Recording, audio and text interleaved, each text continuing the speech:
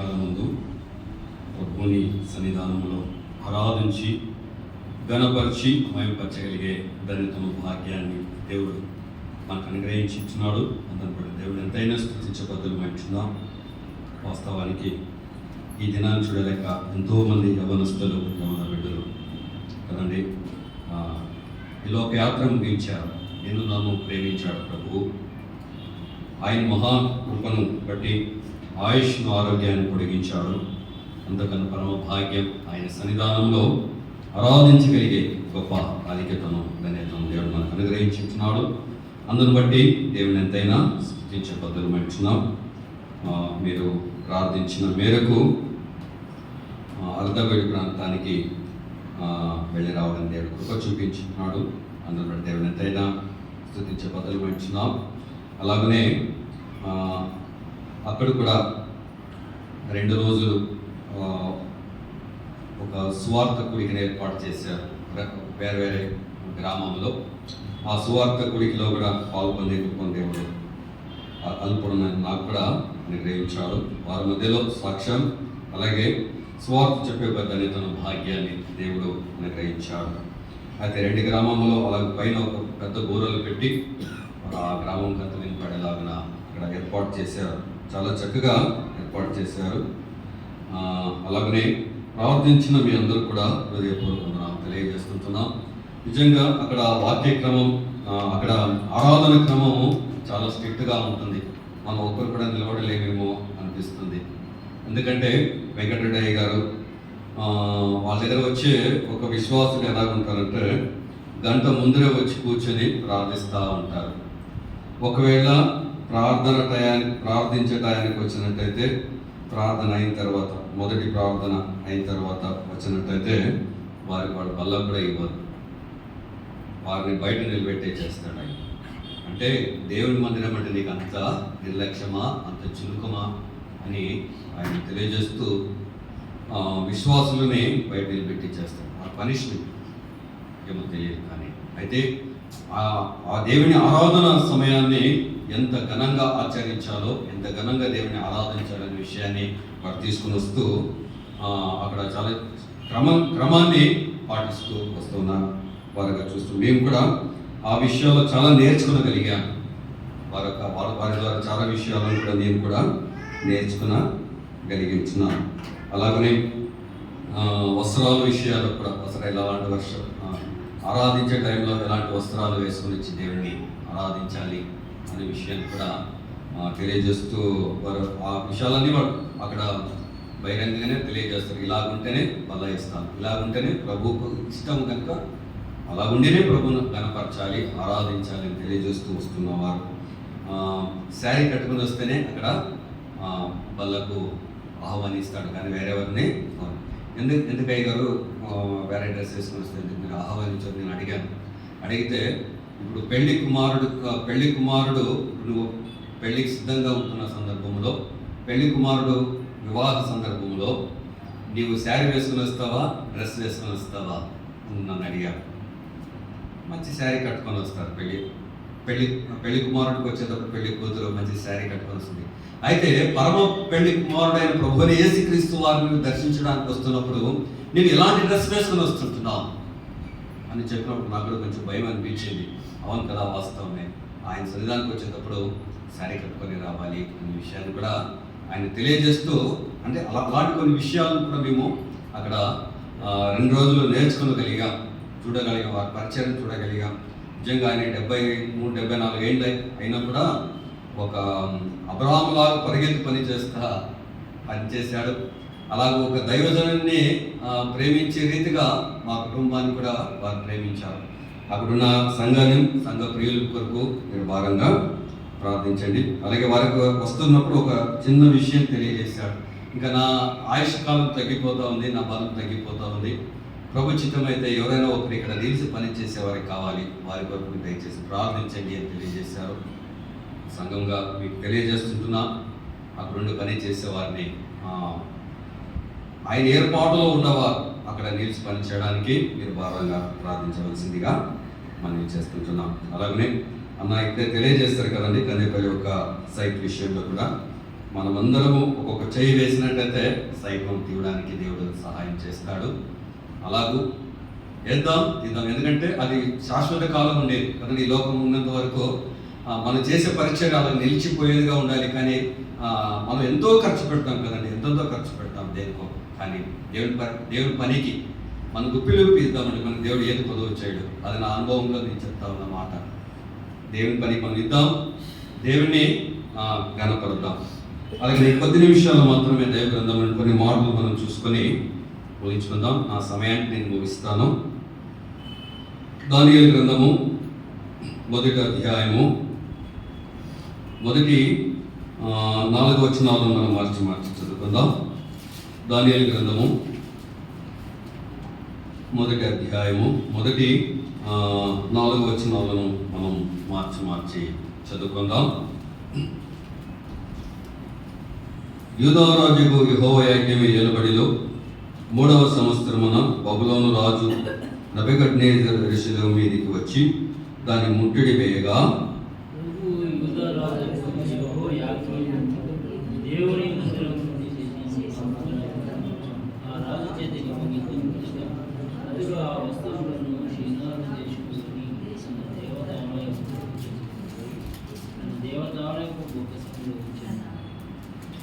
రాజు అస్పనాజు అను తన నపుంసకులకు అధిపతి అయిన పిలిపించి అతనికి ఇలాగ ఆజ్ఞాపించాను. ఇశ్రాయేలుల వంశములలో ముఖ్యులై లోపము లేని సౌందర్యమును సకల విద్య ప్రవీణతయు జ్ఞానము కలిగి తత్వజ్ఞానము కలిగిన వారై రాజనగరు నిలవదగిన కొందరు బాలులను రప్పించి కల్దీల విద్యను భాషను వారికి నేర్పుము అనే మాటను చూస్తుంటున్నాం. చిన్న ప్రార్థన చేసుకుందాం. దయగలిగిన మా దేవ, కృప కలిగిన మా తండ్రి, మీ ఘనమైన నామాన్ని బట్టి లెక్కలేని స్తుతులు స్తోత్రం చెల్లించుకుంటున్నాం. ప్రభువా, ఈ ఉదయకాలం ముందు ఈ పక్షుని దాసుడు అల్పుడను, ఎన్నిక లేని వాడను, మట్టి వాడను ప్రభువా నిలబడుకొని మాట్లాడబోతున్నారు. మీరు మాతో మాట్లాడండి. మీరు మాతో మాట్లాడినట్లే మా జీవితాలను ప్రభు మెరుగుపరచుకోగలం. మా జీవితాలలో ప్రభు మిమ్మల్ని మరీ ఎక్కువగా తెలుసుకోగలం, మిమ్మల్ని ఘనపరచడానికి మయపరచేయగలం. అలాంటి ధన్యతను భాగ్యాన్ని నన్ను ఇక్కడ కూర్చి వచ్చిన మీ బిడ్డలకు అల్పుడైన నాకు కలిగజేస్తున్నందుకు స్తుతిస్తూ ఘనపరుస్తూ ఈ ఒక చిన్న ప్రార్థన ప్రభు యేసుక్రీస్తు ఘనమైన నామమున అడిగి వేడి ప్రార్థిస్తున్నాము తండ్రి, ఆమేన్. ప్రియులారా, ఇప్పుడే మనం జ్ఞాపకం చేసుకుంటున్నాం కదండి. పైన 3 రాజుల గురించి మనం జ్ఞాపకం చేసుకున్నాం. ఇదే దానియేలు గ్రంథంలో జ్ఞాపకం ఉందండి. ఎవరండి ఆ రాజులు? ఇప్పుడు చదువుకున్న లేఖన భాగాలలోనే ఉన్నారు కదండి ఆ రాజులు. యెహోయాకీము అనే ఒక రాజును మనం జ్ఞాపకం చేసుకున్నాం. రెండవదిగా నెబుకద్నెజరు రాజును గురించి మనం జ్ఞాపకం చేసుకున్నాం. మూడవదిగా పరలోకపు రాజుని గురించి మనం జ్ఞాపకం చేసుకుంటున్నాం. అయితే ఈ ఒక ఆ రాజులు ఎలాగున్నారు అనే విషయాన్ని పైన మీకు వివరించుకుంటూ వచ్చాను. అక్కడికి నేను వెళ్ళడం లేదు. కానీ కింద భాగంలో 3-4 వచనాలు 2 కలిసే ఉన్నాయి కనుక ఆ భాగాలని కొద్ది నిమిషాలను మీ ముందు ఉంచాలని ఆలోచన కలిగించున్నాను. ఇశ్రాయేలు రాజవంశములో ముఖ్యులు లోపము లేని సౌందర్యము సకల విద్య ప్రవీణతయు జ్ఞానము కలిగి తత్వజ్ఞానము కలిగిన వారై రాజనగరంతో నిలవదగిన కొందరు బాలులను రప్పించి కల్దీల విద్యను భాషను వరకు నేర్పుము అనే విషయాన్ని చూస్తుంటున్నాం. అయితే ఇక్కడ నా ఆలోచన ఏంటంటే లోపము లేని సౌందర్యము అనే విషయం గురించి మాట్లాడాలని ఆలోచన కలిగి ఉన్నాను. లోపము లేని సౌందర్యము గురించి మాట్లాడాలని ఆలోచన కలిగి ఉన్నాను. అయితే ఇక్కడ దానియేలు గురించి ఈ మాటను అక్కడ దానియేలు గురించి తన స్నేహితుల గురించి ఈ మాటలో రాయబడినట్టు మనం జ్ఞాపకం చేసుకోబోతుంటున్నాం కదండి. అయితే లోపము లేని సౌందర్యం సకల విద్య ప్రావీణ్యతయు జ్ఞానము కలిగి తత్వజ్ఞానం కలిగిన వారై అనే విషయాన్ని చూస్తుంటున్నాం. ఇక్కడ లోపము లేని సౌందర్యము అంటే ఏంటి అని మనం ధ్యానిద్దాం. అలాగనే ఇక్కడ జ్ఞాపకం చేసుకున్నట్లయితే ఆ లోపం లేని సౌందర్యము ద్వారా ప్రభువుని ఎలాగైతే ఘనపరచగలిగారు, ప్రభువుని ఎలాగైతే మహిమపరచగలిగారు, ప్రభువుని ఎలాగైతే ఆయన అడుగుజాడలు నడిచి ప్రభు దగ్గర మంచి బహుమతిని వారు పొందుకున్న వారుగా చూస్తుంటున్నాం కదండి. వారు ఉంటున్న దేశము జ్ఞాపకం చేసుకున్నట్లయితే వారు ఉంటున్న యూదా బబులోను దేశంలో ఉంటున్న ఈ యొక్క దానియేలు తన స్నేహితులు చెరపట్టబడి వచ్చిన తర్వాత అన్యుల దేశంలో ఉంటున్నారు, పరాయి దేశంలో ఉంటున్నారు. కానీ వారి యొక్క జీవితంలో ప్రభువుని ఎన్నడూ కూడా వారు విడవని వారుగా చూస్తున్నాం. మనం ఇంతకు ముందు మనం జ్ఞాపకం చేసుకుంటూ వచ్చాం. దానియేలు కదండి, ప్రార్థించే సమయాన్ని దేవుడికి ప్రార్థించడానికి ఇచ్చిన తర్వాత నీవు దేవుడిని ప్రార్థించావు అనే ఒక సాకుతో ఆయన సింహాల బోనలో వేయబడ్డాడు అని చూసాం. ఎప్పుడైతే సింహాల బోనలో వేయబడ్డాడో సింహములు దానియేలుని ఎలాంటి హాని చేయకుండా రక్షించెను అని దేవుడు వారి మధ్యలో ఉండి సింహాల నోళ్ళను మోయించెను అనే విషయాన్ని కూడా మనం ఇంతకు ముందు జ్ఞాపకం చేసుకున్నాం. అయితే షడ్రక్, మెషక్, అబేద్నెగోలు కూడా అగ్నిగుండంలో పాడవేసినప్పుడు ప్రభు వైపు ఉన్నప్పుడు ప్రభుతో అంటగట్టబడిన ఈ ముగ్గురు కూడా మరొక సంస్థానంలో ఉండి పనిచేస్తున్నప్పుడు వారు పనిచేస్తున్న ఆ సంస్థానంలో దేవునికి నమ్మకంగా ఉంటున్న ఈ ముగ్గురు కూడా దేవుని సన్నిధానంలో నిలిచినప్పుడు వారికి ఎన్నో పరీక్షలు వచ్చాయి. మీరు ఆ ప్రతిమను మొక్కాలా, లేకపోతే ఆ ప్రతిమకు నమస్కరించాలా, లేకపోతే ప్రభువుని ఆరాధించాలా అని వచ్చినప్పుడు ప్రభువుని ఆరాధించడానికి ఇష్టపడ్డారు. అగ్నిగుండానికైనా పోవడానికి వాళ్ళు ఇష్టపడ్డారు. కానీ కదండి, ప్రతిమకు మొక్కడానికి వాళ్ళు ఇష్టపడిన వారుగా చూస్తుంటున్నాం. అయితే ఇక్కడ మనం జ్ఞాపకం చేసుకున్నట్లయితే ఎప్పుడైతే దేవుడి పక్షంగా ఈ నలుగురు బాలురులు ప్రభు పక్షంగా నిలబడ్డారు, ప్రభుతో సాంగత్యం చేసుకుంటూ వస్తా ఉంటున్నారో ప్రభు వారిని అంచులంచులుగా హెచ్చించుకుంటూ వచ్చిన వాడుగా చూస్తుంటున్నారు కదండి. పైన భాగంలో మనం జ్ఞాపకం చేసుకున్నట్లయితే 1వ అధ్యాయం 17వ వచనంలో ఈ నలుగురు బాలురు సంగతి ఏమనగా దేవుడు వారికి జ్ఞానము సకల శాస్త్ర ప్రవీణికం వివేచనము అనుగ్రహించను అనే మాట చూస్తున్నాం. ప్రభువుకు నమ్మకంగా జీవిస్తున్న ఆ సందర్భంలో వారు దేవుడు ఏమి ఇచ్చాడంటే వారికి జ్ఞానమును సకల శాస్త్ర ప్రవీణతయు వివేచనయు అనుగ్రహించను. మరియు దానియేలు సకల విధములకు దర్శనములను స్వప్నములను గ్రహించి తెలివిగలవాడై ఉండెను అనే మాట చూస్తున్నాం. అయితే బైబిల్ గ్రంథంలో సౌందర్యం కలిగిన వారు ఎవరెవరు ఉన్నారండి? ఎవరైనా చెప్పగలరా? సౌందర్యం కలిగిన వారు ఎవరున్నారండి? యోసేపు ఉన్నాడు, దావీదు ఉన్నాడు, మరి మోషే ఉన్నాడు. ఒక 10 మందిని చెప్పండి చూద్దాం. సౌందర్యం కలిగిన వారు ఎవరున్నారు? అట్టి వారిలో సారా కూడా ఉంది కదండి. ఆదికాండం 12వ అధ్యాయం 14వ వచనంలో ఆశ్రయమిక్కెలు సౌందర్యవతియు అనే విషయాన్ని కూడా అక్కడ రాయబడినట్టు మనం జ్ఞాపకం చేసుకుంటున్నాం. మరి ఇంకెవరు సౌందర్యం కలిగిన వారు ఉన్నారో చూద్దాం. చెప్పండి. ఎస్తేరు సౌందర్యం కలిగిన స్త్రీగా మనం జ్ఞాపకం చేసుకుంటున్నాం. రిబ్కా సౌందర్యం కలిగిన స్త్రీగా చూస్తుంటున్నాం. అలాగనే మరి ఇంకెవరు ఉన్నారు? పూర్తి జలగా అలాగే మనం జ్ఞాపకం చేసుకుందాం. నా సమయానికే ముగిస్తే 12:30కి నేను ముగించేస్తాను. చెప్పండి, ఇంకెవరు ఉన్నారు సౌందర్యం కలిగిన వారు? వీళ్ళు సౌందర్యం కలిగిన ఆల్రెడీ మనం చదువుకున్నాం కదా. వీరు ఎలాంటి వారు? లోపము లేని సౌందర్యం కలిగిన వారు కదండి. అయితే 2 విధములైన సౌందర్యాలు ఉంటున్నాయి. బాహికమైన సౌందర్యము, అంతరంగంలో ఉంటున్న ఒక సౌందర్యము.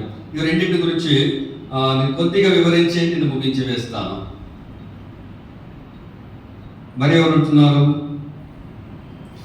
మొదటి సమయాల గ్రంథం 9:2 సౌలు కూడా, అక్కడ సౌలు గురించి రాయబడి బహు సౌందర్యము గల యవ్వనుడు, ఇతడు బహు సౌందర్యం కలిగిన యవ్వనుడు అనే విషయాన్ని అక్కడ రాయబడినట్టు కూడా చూస్తుంటున్నాం.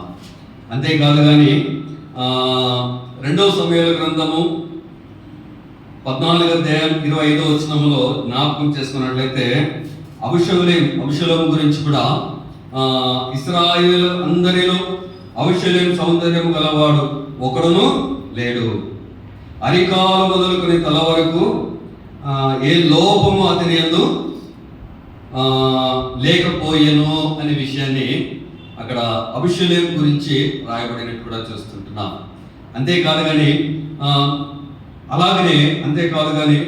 అబుషలోము యొక్క కుమార్తె విషయంలో కూడా, తామరు విషయంలో కూడా ఆ విషయాన్ని కూడా రాయబడి ఈమె బహు సౌందర్యవతి అనే విషయం కూడా రాయబడినట్టు కూడా మనం జ్ఞాపకం చేసుకుంటున్నాం. అంతేకాదు కానీ యోబు ఒక కుమార్తెలు కూడా కదండి, యోబు ఒక కుమార్తెలు కూడా 42:15 ఆ దేశమంతటను యోబు కుమార్తెల కంటే సౌందర్యవంతులు మరొకరు లేరు అనే విషయాన్ని రాయబడినట్టు కూడా చూస్తుంటున్నాం. అంతేకాదు కానీ అహష్వేరోషు యొక్క భార్య రాణి అయిన వస్తి కూడా చాలా సౌందర్యవతి అనే విషయం కూడా బైబిల్ గ్రంథంలో రాయబడినట్టు కూడా చూస్తుంటున్నాం. అలాగనే ఎస్తేరు గ్రంథం 2:3 కూడా సౌందర్యవతులైన కన్యకులు అనే విషయం కూడా అక్కడ రాయబడినట్టు కూడా చూస్తుంటున్నాం. అయితే మీరందరూ కూడా ఇది బాహ్యమైన సౌందర్యం, బయట కనబడే ఒక సౌందర్యం గురించి అక్కడ మనం జ్ఞాపకం చేసుకున్న వారంగా చూస్తుంటున్నాం కదండి. ఆ సౌందర్యం గురించి జ్ఞాని అయిన సొలొమోను ఒక మాట తెలియజేస్తూ ఉంటున్నాడు. ఏంటంటే సామెతల గ్రంథం 31:30 ఒక మాట ఉంటున్నది చూడండి. సామెతల గ్రంథం 31:30 ఒక మాట ఉంటున్నది. అందము మోసకరము, సౌందర్యము వర్గము, అయితే యెహోవా యందు భయభక్తులు కలిగిన స్త్రీ కొనియాడబడును అనే విషయాన్ని మనం జ్ఞాపకం చేసుకోబోతున్నాం. ఈ కనిపించే బాహ్యకమైన సౌందర్యము ఎలాంటిదంట? వ్యర్థముగా, అంటే ఒకరోజు క్షీణించిపోయేది. ఇక్కడ మనం చదువుతున్న వారందరూ కూడా ఇప్పుడు లేరు, ఉన్నారండి? లేరు. అయితే అది క్షీణించిపోయేక ఒక సౌందర్యంగా మనం జ్ఞాపకం చేసుకోవాల్సిన వారం అంటున్నాం. అయితే ఆంతరికమైన సౌందర్యం ఎలాంటిది? ఆంతరికమైన సౌందర్యం ఎలాంటిది?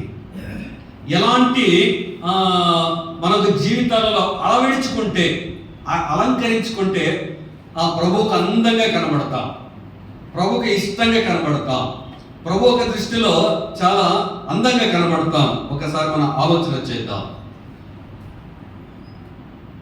కదండి. 1 పేతురు పత్రిక 3:4 ఆ మాట, కొద్ది మాట ఎలా ఉండాలని, ఎలా అలంకరించబడాలి, అలా అలంకరించుకోవాలనే విషయాన్ని పేతురు రాస్తూ తెలియజేస్తున్నాడు కదండి.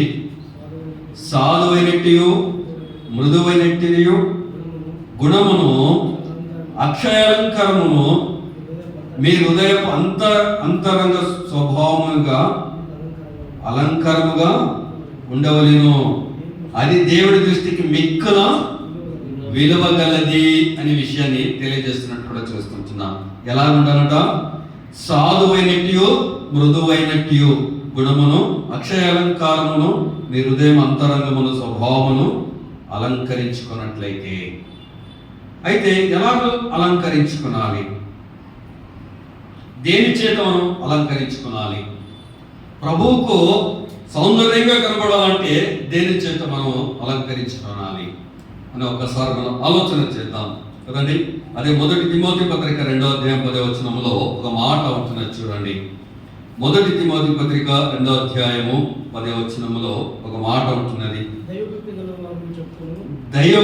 దైవభక్తి గలవారమని చెప్పుకును స్త్రీలకు తగినట్టుగా సత్క్రియల చేత తమను తాము అలంకరించుకొనవలెను అనే మాట చూస్తున్నాం.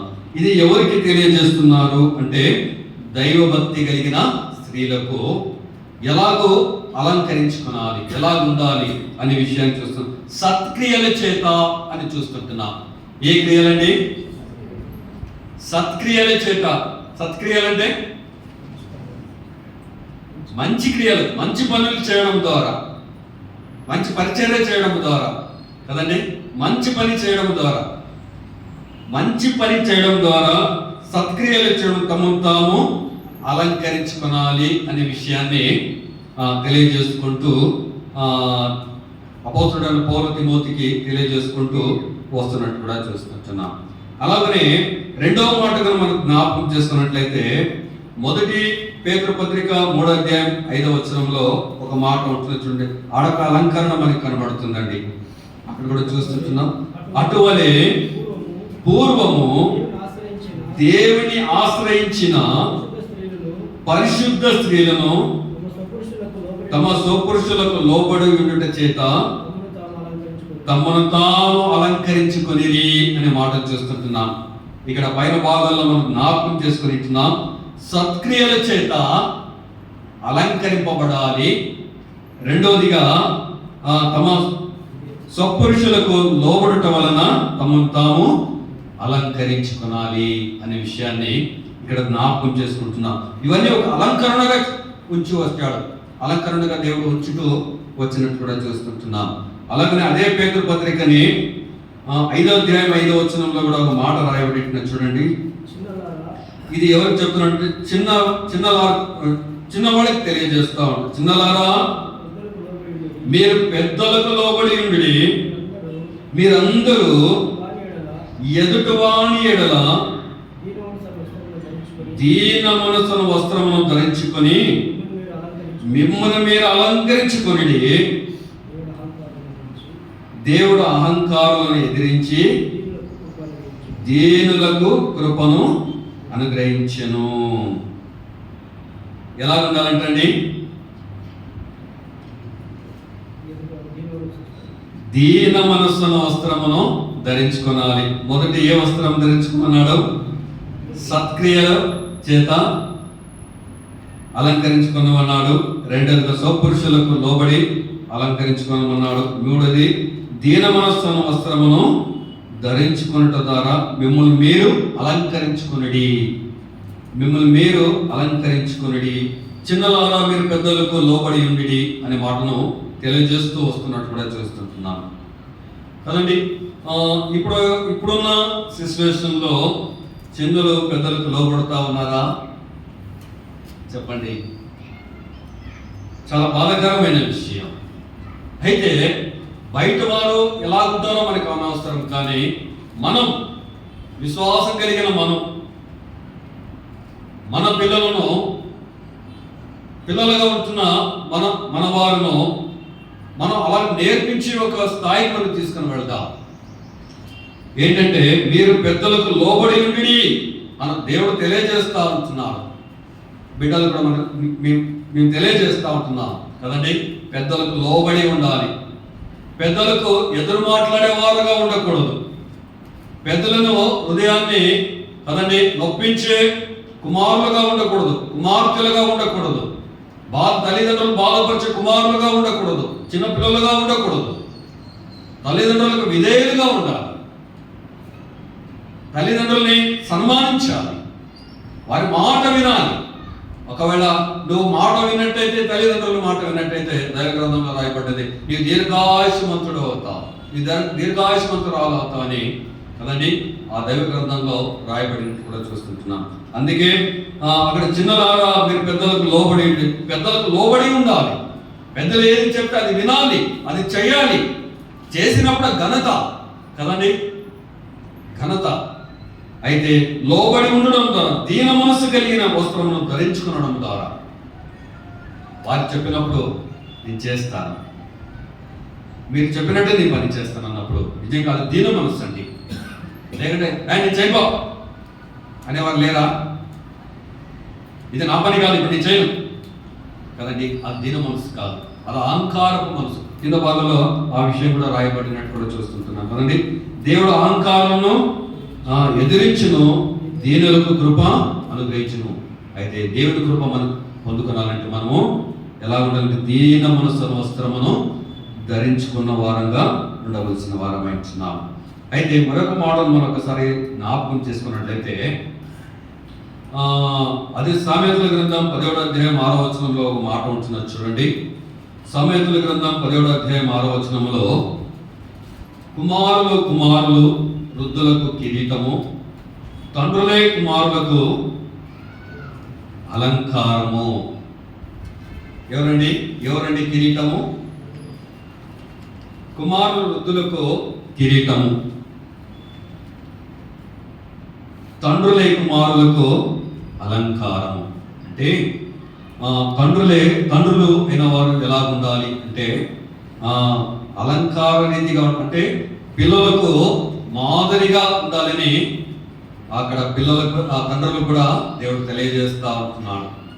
వారగా ఎలా ఉండాలంటే పిల్లలకు మాదిరిగా ఉండాలి, కుమారులకు మాదిరిగా ఉండాలి. మనం చేసే పనులు కదండి పిల్లలకు మాదిరిగా కనపడాలి. మనం ఒక రీతిగా ఉంటే ఆ పిల్లలు మరొక రీతిగా తయారైపోతారు కదండి. అలా కాకుండా మాదిరిగా అలంకరణగా ఉండాలి.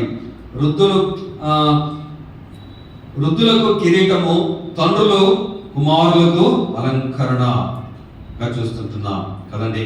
కిరీటము, మన పిల్లలకు మనం కిరీటంగా ఉండాలి, మనల్ని చూసి తల ఎత్తుకునే వారంగా ఉండాలి అనే విషయాన్ని ఇక్కడ తెలియజేస్తున్నట్టు కూడా చూస్తుంటున్నాం.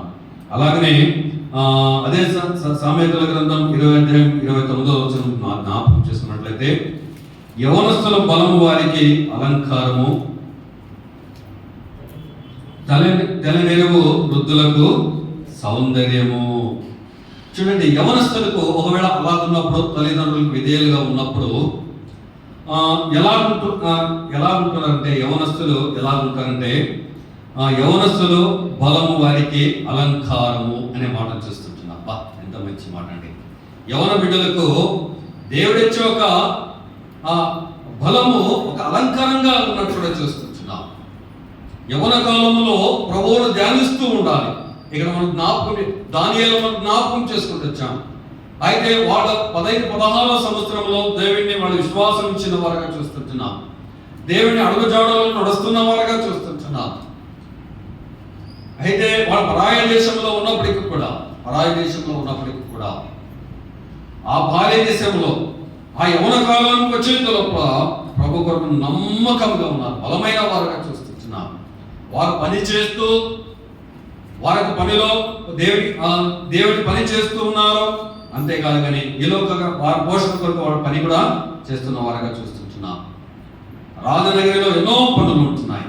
అయితే వాళ్ళ బలము అంటే దేవుడికి ఇచ్చే ఒక సమయాన్ని వారు దేవుడికి ఇచ్చి దేవుడిని బలాన్ని పొందుకున్న వారుగా చూస్తున్నాం. యవనస్తుల బలం వారికి అలంకారం. యవన బలం, దేవుడిచ్చిన ఆ యవన బలాన్ని ప్రభు పని కొరకే మనము ఉపయోగించుకోవాలని విషయాన్ని అక్కడ తెలియజేస్తూ వస్తున్నట్టు కూడా చూస్తుంటున్నాం. అయితే అలా ఉండినట్లయితే ప్రభు ఎలాగో మనల్ని యాక్సెప్ట్ చేస్తాడు, ఎలాగో మనల్ని స్వీకరిస్తాడు. అలాంటి లక్షణాలు కలిగి జీవించినప్పుడు కదండి. కీర్తనల గ్రంథం 45వ అధ్యాయం 11వ వచనంలో ఆ మాట చూసినట్లయితే కీర్తనల గ్రంథం 45:11లో ఆ మాట జ్ఞాపకం చేసుకున్నట్లయితే ఈ రాజు నీ ప్రభువు, అతడు నీ సౌందర్యమును కోరినవాడు, అతనికి నమస్కరించుము అనే మాట చూస్తున్నాం. అయితే ఈ అలంకరింపబడినప్పుడు, ప్రభువుకు మనం అలంకరింపబడినప్పుడు ఈ రాజు నీ ప్రభువుగా ఉంటాడు. ఏ రాజు? పరలోకపు రాజు నీ ప్రభువుగా ఉంటాడు కదండి. దానియేలు ఒక జీవితంలో ఎన్నో ఆయన చేసే పని అంతటి కూడా సఫలం చేసిన దేవుడు. అయితే ఆ దేవుడు ఇప్పుడు ఏమంటున్నాడంటే ఈ రాజుని ప్రభు అని తెలియజేస్తా ఉంటున్నాడు. ఏ రాజు? ఈయన పరలోకపు రాజు, ఈ ప్రభు అతడు నీ సౌందర్యమును కోరినవాడు, అతనికి నమస్కరించుము అనే మాట చూస్తుంటున్నా. అలాగున్నప్పుడే ఆయన నీ సౌందర్యమును కోరినవాడు అనే విషయాన్ని తెలియజేస్తూ వస్తున్నట్లు కూడా చూస్తుంటున్నా. అంతేకాదు కానీ అలాగున్నప్పుడు కీర్తనల గ్రంథంలోనే రాయబడ్డది 149వ కీర్తన 4వ వచనంలో మాట కూడా చూస్తుంటున్నాం. చూడండి, 149వ కీర్తన 4వ వచనంలో, యెహోవా తన ప్రజల యందు ప్రీతి గలవాడు, ఆయన దీనులను రక్షణతో అలంకరించును. మనం దేవునికి ఇష్టలుగా ఉన్నప్పుడు అతడు నీ ప్రభువుగా ఉంటాడు. అంతేకాదు కానీ ఆయన రక్షణతో మనల్ని అలంకరిస్తాడు అనే విషయాన్ని బయలుపరుస్తూ, యెహోవా తన ప్రజల యందు ప్రీతి గలవాడు అంటే చాలా ప్రేమ కలిగిన వాడు అనే విషయాన్ని అక్కడ తెలియజేస్తూ వస్తున్నట్టు కూడా చూస్తుంటున్నాం. ఆయన దీనులను రక్షణతో అలంకరించును అనే మాట చూస్తుంటున్నాం. బా, ఎంత మంచి మాట అండి. దీనులను, ఎవరైతే దీన మనసు కలిగి ఉంటారో, తగ్గింపు జీవితం కలిగి ఉంటారో, దేవునికి ఇష్టంగా జీవిస్తారో, రక్షణతో అలంకరిస్తాడంట నిన్ను నన్ను. ఎంత మంచి మాట అండి, ఎంత మంచి మాట. ఆయన అలంకరించేవాడుగా ఉంటున్నాడు. అయితే ప్రభువైన యేసుక్రీస్తు వారిని గురించి ఒక మాటను కూడా అక్కడ రాయబడి, ఆయన ఎంత సౌందర్యవంతుడో అనే విషయాన్ని మీ ముందు నేను ఉంచడానికి ఇష్టపడుతున్నాను. చూడండి, అదే కీర్తనల గ్రంథము 50 అధ్యాయం 2వ వచనంలో ఒక మాట ఉంటున్నది. కీర్తనల గ్రంథము 50 అధ్యాయము 2వ వచనం చూస్తున్నాం. చూడండి, పరిపూర్ణ సౌందర్యము గల సియోనులో నుండి, నీ దేవుడు సియోనులో నుండి ప్రకాశించుచున్నాడు. మన ప్రభువైన యేసుక్రీస్తు వారు ఎలాంటి సౌందర్యం కలిగిన వాడంటే, పరిపూర్ణమైన సౌందర్యం కలిగిన వాడు. అంటే ఏ లోపము లేని వాడు. ఆయన పరిశుద్ధమైన దేవుడు, ఆయన ఉన్నతమైన దేవుడు, ఆయన సర్వోన్నతమైన దేవుడు, ఎవరికి అందనంత స్థితిలో ఉన్న దేవుడు కదండి. ఆయన ఎలాంటి దేవుడు అంట? పరిపూర్ణ సౌందర్యం కలిగిన దేవుడు. పరిపూర్ణ సౌందర్యం కలిగిన దేవుడుగా మనం జ్ఞాపకం చేసుకుంటున్నాం. నిజంగా ఆ పరిపూర్ణ సౌందర్యం కలిగిన దేవుడు ఎలాంటి వాడని ఒకసారి మనం ఆలోచన చేసినట్లయితే, పరమగీతంలో 5వ అధ్యాయం 10వ వచనంలో ఆ మాట చూస్తుంటున్నాం. చూడండి, పరమగీతంలో 5వ అధ్యాయం 10వ వచనంలో ఆ మాటను చూస్తుంటున్నాం. నా ప్రియుడు ధవళవర్ణుడు అనే మాటను చూస్తుంటున్నాం కదండి. ఆ ప్రియుడు ఎలాంటి వాడంట? ఆయన ధవళవర్ణుడు. అలాగనే ఆయన రత్నవర్ణుడు అనే మాటను చూస్తుంటున్నాం. ఇప్పుడే ఆరాధనకు సహోదరుడు తెలియజేశాడు కదండి. ఆయన ఎలాంటి వాడంట? ధవళవర్ణుడు. ధవళం అంటే ప్రకాశమానమైన వాడు అని ఆరాధనలో తెలియజేశాడు. ఆయన ప్రకాశమానమైన వాడు, ఆయన కోటి సూర్యుల తేజస్సు కలిగిన వాడని తెలియజేశాడు కదండి. ఆయన ఉన్నవాడు, అనవాడు అనే దేవుడుగా మనం జ్ఞాపకం చేసుకోబోతున్నాం. ఆయన ప్రకాశమానమైన వాడు. అంతేకాదు రత్నవర్ణుడు అనే మాట చూశాం. అంతేకాదు కానీ 10,000 మంది పురుషులు అతని గుర్తుపట్టవచ్చు. ప్రభువైన యేసుక్రీస్తు వారు ఎలాంటి వాడంటే రత్నవర్ణుడు. 10,000 మంది పురుషులలో కూడా ఆయన సౌందర్యాన్ని బట్టి ఆయన గుర్తుపట్టవచ్చు.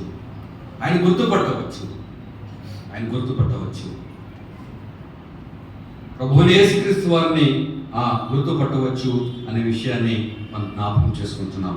అయితే ఆ ప్రభువు ఉండే చోటును నిన్ను నన్ను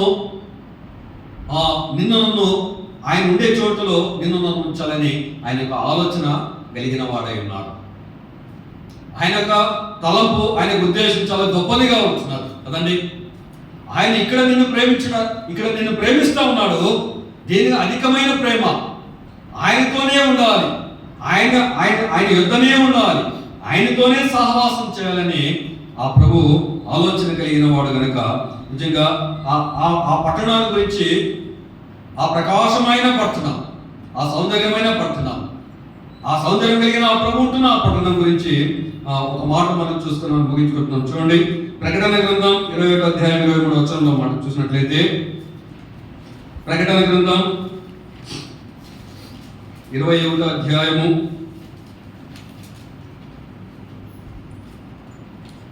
23వ వచనం మనం జ్ఞాపకం చేసుకున్నట్లయితే,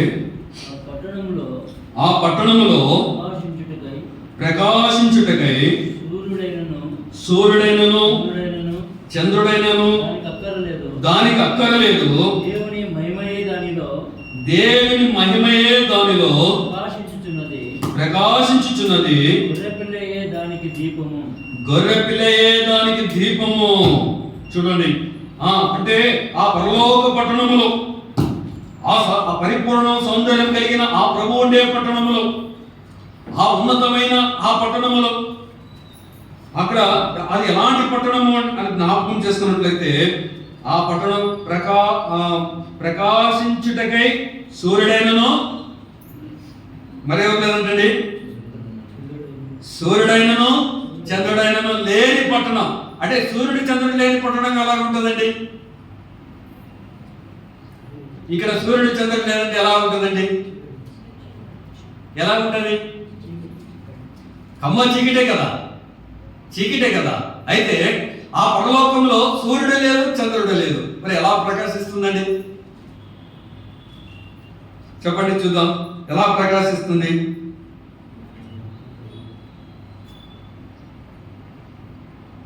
ఇప్పుడే మనం చదువుకున్నాం కదండి, దానికి అక్కడ దేవుని మహిమయే ఉంది కదండి. ఇక్కడ ఏది ఇప్పుడు మనం చదువుకున్న లేఖన భాగం 21-23లో ఉంటాయి. ఆ పట్టణంలో ప్రకాశించుటకే సూర్యుడైనను చంద్రుడైనను దానికి అక్కరలేదు, దేవుని మహిమే దానిలో ప్రకాశించుచున్నది అనే మాట చూస్తుంటున్నాం. దేవుని ముఖ కాంతితో పరలోకమంతా ప్రకాశింపమైన మహిమయే ఒక పట్టణంగా మనం జ్ఞాపకం చేసుకోబోతుంటున్నాం. అది ప్రకాశమానమైన పట్టణం, దేవుని ముఖ కాంతి వెలుగుచున్న ఆ పట్టణం. అయితే ఆ పట్టణంలో చేరాలనుకుంటే, ఆ పట్టణంలో నివసించాలనుకుంటే, పరిపూర్ణమైన సౌందర్యం కలిగిన ప్రభువైన యేసుక్రీస్తు వారి ఎదుట మనం ఉండాలనుకుంటే, ఇప్పుడు మనం చదువుకున్న ఈ లక్షణాలు కలిగి మనం ఉండాలి కదండి. ఈ లక్షణాలు కలిగి మనకి ఉండాలి. సత్క్రియలతో తమను తాము అలంకరించుకోవాలి. అంతేకాదు కానీ తమ సొంత పురుషులకు స్వపురుషులు లోబడి ఉండాలి. లోబడి ఉండడంతో అలంకరించుకుంటామని చూడగలిగిస్తున్నాం కదండి. దీన మనసున వస్త్రము ధరించుకోవడం ద్వారా అలంకరింపబడాలని మనం జ్ఞాపకం చేసుకుని ఇస్తున్నాం. అంతేకాదు కానీ చిన్నలకు చెప్పాడు కదండి, దీన మనస్సును వస్త్రమును ధరించుకుని లోబడి ఉండడి. లోబడిని స్వభావం దేవుడికి తెలుసు కనుక వారికి తెలియజేస్తుంటున్నాడు, మీరు లోబడి ఉండండి, పెద్దలకు లోబడి ఉండడం ద్వారా అలంకరింపబడతామని మనం జ్ఞాపకం చేసుకున్న వారంగా చూస్తుంటున్నాం. అంతేకాదు యవన బలము చేత దేవుడి చేత అలంకరింపబడాలి అనే విషయాన్ని మనం జ్ఞాపకం చేసుకుంటున్నాం. తండ్రులు కుమారులకు అలంకారం అనే మాట, తండ్రులు కూడా ప్రభు యొక్క అలంకరింపబడిన వారంగా ఉండాలి అని ఆ మాటను తెలియజేసినట్టు కూడా మనం జ్ఞాపకం చేసుకోబోతున్నాం. ఎప్పుడైతే అలాగున్నప్పుడు, అలా విధేయులుగా ఉన్నప్పుడు దేవుడు అంగీకరిస్తాడని మనం జ్ఞాపకం చేసుకుంటున్నాం కదండి. ఈ రాజుని ప్రభువుగా ఉంటాడని మనం జ్ఞాపకం చేసుకుని ఇచ్చున్నాం. అంతేకాదే కానీ ఆయన మన ఎడల ఎలా ఉంటాడంటే ఆయన ప్రీతి గలవాడుగా ఉంటాడని మనం జ్ఞాపకం చేసుకుంటున్నాం. దీనుల రక్షణతో అలంకరించను అనే విషయాన్ని ఆయన తెలియజేసినట్టు మనం జ్ఞాపకం చేసుకుని ఇచ్చున్నాం. అంతేకాదు కానీ చేసిందేది కానీ ఆయన పరిపూర్ణమైన సౌందర్యం కలిగిన ఆ ప్రభు, ఆ పరలోకానికి చేర్చడానికి నిన్నను ఆయన ఇష్టపడిన ప్రభువుగా చూసుకుంటున్నాం. అందు నిమిత్తమే ఆయన కల్వరి శిలువలో 3 మేకలు తంటకొట్టబడిన వాడగా చూసుకుంటున్నాం. సొగసును స్వరూపాన్ని కోల్పోయిన వాడగా చూసుకుంటున్నాం. అంతేకాదు కానీ సమాధిని మరణాన్ని గెలిచిన ఆ గొప్ప ప్రభు పునరుద్ధరణైన ఆ గొప్ప ప్రభు నిన్ను నన్ను ఆయనతో ఉండాలని, ఆ బంగారు వీధిలో తిరగాలని, ఆ బంగారు ఇంటిలో ఉండాలని కదండి. సూర్యుడు చంద్రుడు లేని ఆ ప్రకాశమానమైన ఆ పరలోకంలో నన్ను చూడాలని ఆయన ఆలోచన కలిగిన వాడుగా ఉంటున్నాడు. ఒకసారి ఆలోచన చేద్దాం. అయితే దానియేలు ఎలాంటి సౌందర్యం కలిగిన వాడు అని ఒకసారి జ్ఞాపకం చేసుకున్నట్లయితే, ఎలాంటి సౌందర్యం కలిగినండి దానియేలు? లోపము లేని సౌందర్యం కలిగిన వాడు అని చూస్తుంటాం కదండి. దానియేలు గ్రంథం 1వ అధ్యాయం 4వ వచనంలో ఆ మాట రాయబడింది కదా. లోపము లేని సౌందర్యం. ఎప్పుడైతే లోపము లేని సౌందర్యం కలిగి, బహిరంగ సౌందర్యం కాదు కానీ ఆంతరిక సౌందర్యంలో ప్రభువుకు లోపము లేని సౌందర్యంగా ఉన్నప్పుడు దేవుడు ఎంతైనా ఇష్టపడేవాడుగా ఉంటున్నాడు. దానియేలును అలాగనే తన స్నేహితులను వర్తిలో చేసిన దేవుడు నిన్ను నన్ను వర్తలే చేసి దేవుడు మనల్ని ఊరేగించేవాడుగా ఉంటున్నాడు. అలా దేవుని ప్రీతికరంగా ఉంటూ దేవుడిని ఘనపరచును గాక. దేవుడికి మాటలు తీర్చింది.